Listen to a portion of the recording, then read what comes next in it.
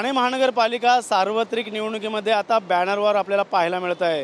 ठाकरे बंधूंचे दोन्ही बॅनर आता सर्वांचं लक्ष वेधताना आपल्याला पाहायला मिळत आहे। आपण सध्या ठाण्यातील माजीवडा जंक्शन या ठिकाणी आहोत आणि याच ठिकाणी जसजसे दिवस जवळ येतात तसतसे याचा बॅनरबाजी आपल्याला पाहायला मिळते।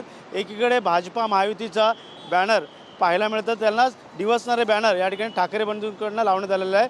शिवशक्तीला विजय करा अशा प्रकारचा बॅनर मशाल आणि इंजिनचं या ठिकाणी मोठ्या प्रमाणात लावण्यात आलेलं आहे। पाहिलं तर या ठिकाणी ठाण्यामध्ये कोणकोणत्या समस्या या समस्येसंदर्भात देखील पाडा या बॅनरच्या माध्यमातून लावण्यात आलेला आहे।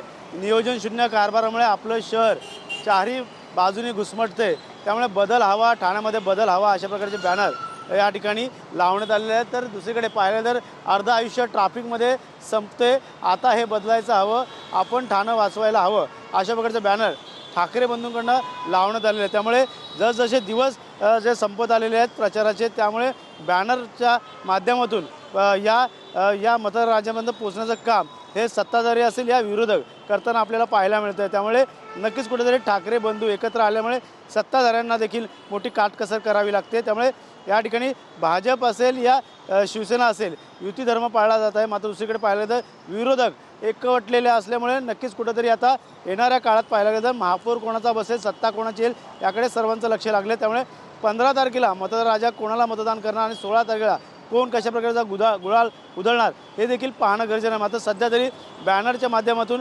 एकमेकांसमोर दोन्ही पक्ष उभे ठाकताना आपल्याला पाहायला मिळत आहे। त्यामुळे नक्की महानगरपालिकेमध्ये कोणाची सत्ता कशा प्रकारे येईल हे देखील आता पाहणं गरजेचं राहणार आहे। कॅमेरा अथर्वसह गणेश सुराट, TV9 मराठी, ठाणे।